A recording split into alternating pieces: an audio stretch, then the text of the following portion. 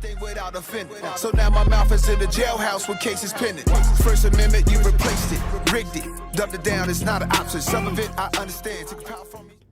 SMT Nation, we back. Nation, check out my partner Mint Mobile. Save money on your phone bill, all while supporting the channel. Partner link is in the description. Go save money now. Nation, don't forget you can also buy me a coffee. Use the buy me a coffee link that's also in the description.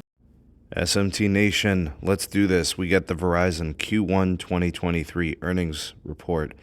I got a summary of all the numbers from all their different business segments.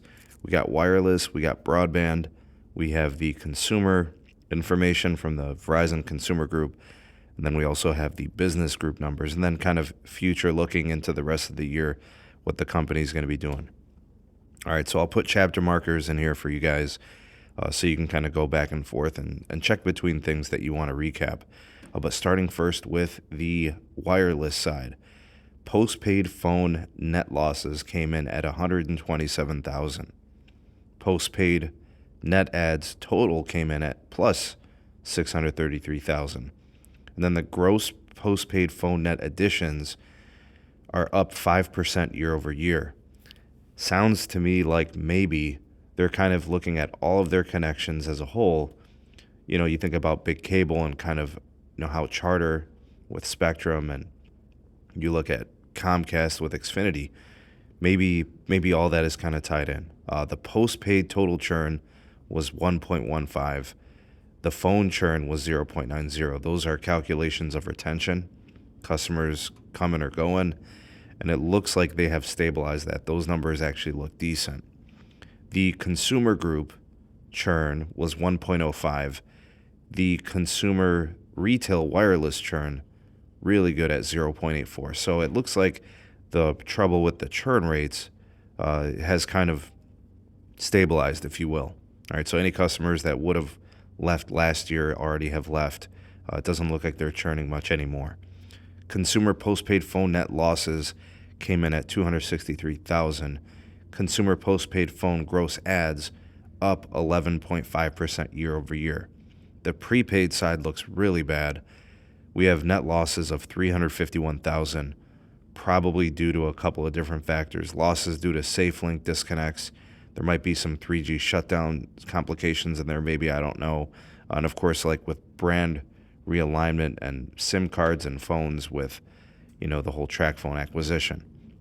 All right, now moving over to the broadband side, which they collectively, it's their home internet. That's both FiOS and the fixed wireless access 5G home internet. So for total broadband net adds plus 437,000, Verizon declares best in a decade. So that's really good. Definitely a strength here in this earnings.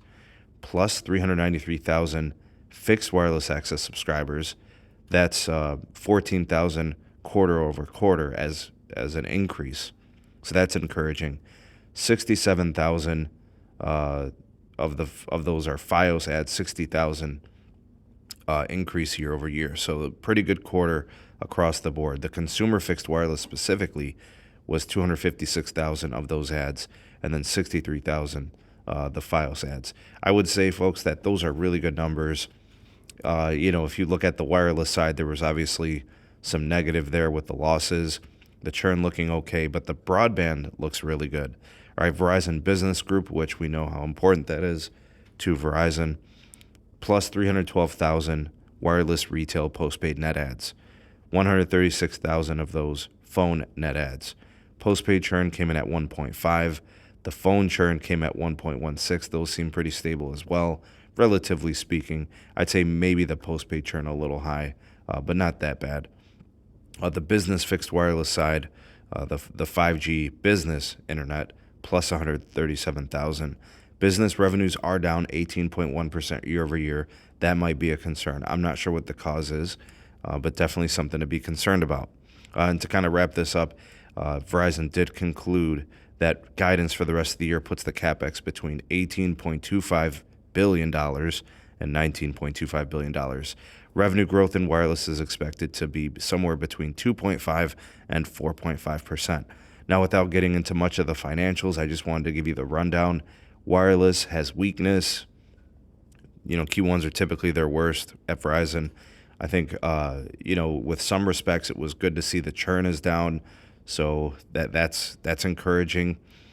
It looks like cable's going to have a big quarter, folks. Be on the lookout for that. Prepaid is atrocious. It is a nightmare. They need to fix that. The broadband is a shining star. Fixed wireless access and FiOS continues to thrive both in consumer and in business, and they're still spending big money on the network. And the revenue growth in wireless is there, although they probably would love to see that accelerate. But what do you guys think? What do you think of the quarter? What's your take on it? Do you see good? Do you see bad? Is it mixed? Are you encouraged? Love to hear what you have to say on this. You are the voice of the people, the SMT Nation. Let your voice be heard.